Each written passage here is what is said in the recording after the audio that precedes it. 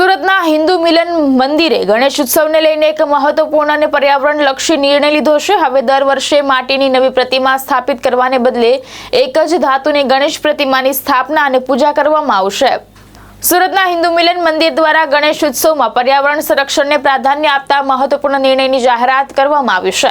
આ નિર્ણય મુજબ હવે દર વર્ષે માટીની નવી ગણેશ પ્રતિમા લાવવામાં નહીં આવે, પરંતુ એક જ ધાતુની ગણેશ પ્રતિમાની સ્થાપના અને પૂજા કરવામાં આવશે। મંદિર ટ્રસ્ટનું માનવું છે કે આ પહેલથી વિસર્જન દરમિયાન થતું જળ પ્રદૂષણ ઘટાડવામાં મદદ મળશે અને પર્યાવરણના સંરક્ષણમાં પણ મહત્વપૂર્ણ યોગદાન મળશે। ગણેશ ભક્તિ સાથે પ્રકૃતિ પ્રત્યેની જવાબદારીનો સંદેશ આપતા આ નિર્ણયને ગણેશોત્સવમાં એક ऐतिहासिक परिवर्तन तरीके જોવામાં આવી રહ્યો છે।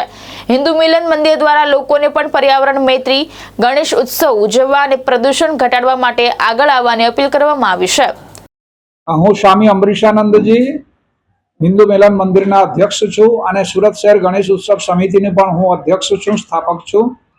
આ વર્ષે ઈશ્વરની પ્રેરણાથી અમે હિન્દુ મિલન મંદિરમાં જે ગણેશ ઉત્સવ સમિતિના વડીલ છે કહીએ તો વાંધો નથી, જે એ છે પ્રથમપ્રદર્શક છે અને અહીંયા અમે આ વર્ષથી જે ધાતુની પંચધાતુની મૂર્તિ છે એ મૂર્તિનું પ્રતિષ્ઠા કરીશું અને આ મૂર્તિ કાયમ રહેશે અને પૂજા માટે એક 100 ફૂટની મૂર્તિ, માટીની મૂર્તિ રહેશે, જેના ઉપર પૂજન વિધિ થશે અને ત્યાર પછી વિસર્જન અનંત ચૌદસના દિવસે એનું વિસર્જન કરવામાં આવશે ત્યાં એક તપેલાની અંદર, એક કુંડની અંદર।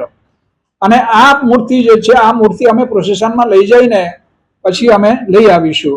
હું સુરત શહેરના જે ગણેશ સ્થાપકો મિત્રો છે, જે લોકો વર્ષોથી આ મૂર્તિઓની સ્થાપના કરે છે, જેની સંખ્યા લગભગ 80 થી 85 હજાર છે, તો આ આયોજક મિત્રોને હું અપીલ કરું છું, આપ પણ આ દિશા તરફ વિચારો અને આ પણ ધાતુની મૂર્તિની પ્રતિષ્ઠા કરો એવી અમારી બધા સંતોની લાગણી છે, જે વર્તમાન સમયને માટે અત્યંત જરૂરી છે અને અનેક પ્રકારની જે સમસ્યાઓ છે એ સમસ્યાનું પણ એમનું સમાધાન થઈ જશે।